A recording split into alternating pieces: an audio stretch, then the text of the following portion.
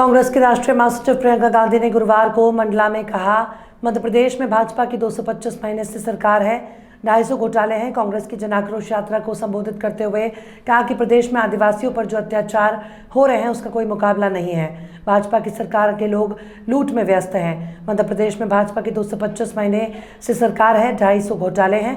18 साल में 22,000 घोषणाएं की हैं। मंडला जबलपुर सड़क 10 साल में नहीं बना पाए, इतने सारे घोटाले हैं। बच्चों के पोषण में घोटाला, मिड डे मील, सर्व शिक्षा अभियान, स्कॉलरशिप, भर्ती परीक्षा में घोटाला। ऐसे में नौजवान करे क्या? फीस भरकर तैयारी करता है, परीक्षा देता है, फिर घोटाला हो जाता है। आपने तो देखा होगा कि आज मध्य प्रदेश में कैसी सरकार चल रही है। मेरे ख्याल से 225 महीनों की सरकार है और 250 घोटाले हैं। 18 साल से सरकार चल रही है, 22,000 घोषणाएं की हैं। मंडला जबलपुर की जो सड़क है 10 साल से बन रही है, 10 साल से। पहले 4 लेन की बन रही थी, अब 2 लेन की बन रही है, लेकिन 10 सालों में बना नहीं पाए। वही मैं कह रही हूं, ढंग से नहीं बनी है। आप आ जाइए ना मंच पे।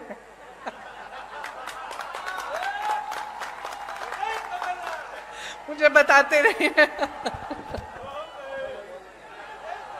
यहाँ की सड़क की तो ये स्थिति है कि गडकरी जी जो मंत्री हैं, जो सड़क बनवाते हैं, उनको आकर माफी मांगनी पड़ी आपके सामने। ये बात है, आप सोचिए। इतने सारे घोटाले, बच्चों के पोषण में घोटाला, मिड डे मील में घोटाला, सर्व शिक्षा अभियान में घोटाला, स्कॉलरशिप में घोटाला, भर्ती परीक्षाओं में घोटाला। तो बच्चों का भविष्य क्या है? आप बताइए बहन, आप ऐसे कर रही हैं, क्या भविष्य है? आप अपनी बच्चों के लिए मेहनत करती हैं कि नहीं? मेहनत करती हैं, मेहनत से उनका पालन पोषण करती हैं। तमाम दुनिया भर की समस्याएं होती है, लेकिन माँ बाप क्या चाहते हैं कि बच्चों की परवरिश ठीक ढंग से हो, बच्चे आगे बढ़े। लेकिन आपको अंधकार ही अंधकार दिख रहा है। जब आपके स्कूल में पोषण पर घोटाला हो रहा है, जब स्कॉलरशिप पे घोटाला है, जब भर्ती की परीक्षाओं में घोटाला है, तो बेचारा नौजवान करे क्या?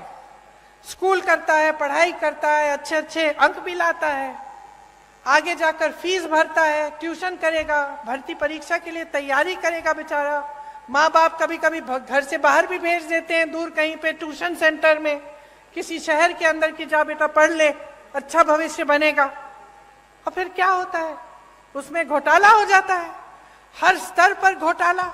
तो बेचारा परीक्षा देता है, परीक्षा में पास भी हो जाता है, लेकिन नियुक्ति नहीं होती, क्योंकि घोटाला हो जाता है, सब कुछ बंद हो जाता है।